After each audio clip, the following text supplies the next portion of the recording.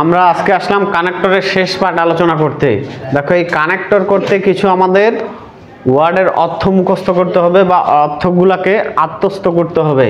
দেখো দেন মানে তখন বা তারপর, আর এই দেন মানে চেয়ে, আর সো অবলিক দেয়ারফর মানে তাই সুতরাং অতএব, হ্যান্স মানে এই জন্য, দাস মানে এইভাবে, আদারওয়াইজ মানে অন্যথায় বা তা না হলে, ফর এক্সাম্পল ফর ইনস্ট্যান্স নামলি মানে উদাহরণস্বরূপ, লাইক মানে মতো বা যেমন। দেখো ভার্ব হিসেবে পছন্দ করা, আর কানেক্টর বা কনজাংশন হিসেবে লাইক মানে মতো বা যেমন, ইনফ্যাক্ট মানে আসলে, অ্যাকচুয়ালি মানে প্রকৃতপক্ষে, সো দ্যাট মানে যাতে, in order to, with a view to মানে হচ্ছে জন্যে বা উদ্দেশ্যে, জন্যে বা উদ্দেশ্যে, সিনসেস মানে যেহেতু, বিকজ মানে কারণ, আদৌ অলদো মানে যদিও, বাট মানে কিন্তু, ইয়েট মানে তথাপিও, আর ন্যামলি এটাতে কিছু রিসেন্টলি মানে সাম্প্রতিককালে, আর ইফ মানে যদি, আর আনলেস মানে যদি না, নাও মানে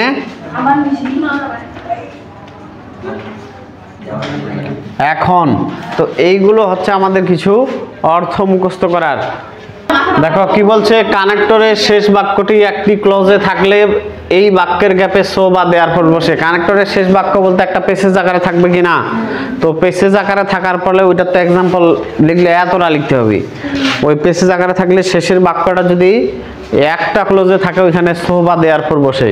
তারপরে প্রথম ক্লোজ গ্যাপ প্লাস আইএনজি যোগ ভার্ব থাকলে এই গ্যাপে উইথ এ ভিউ টু বসে। এই যে প্রথম ক্লোজ, তারপর গ্যাপ, তারপর ভার্বের সাথে আইএনজি যোগ, এই জন্য এখানে কি বসে, উইথ এ ভিউ টু বসছে।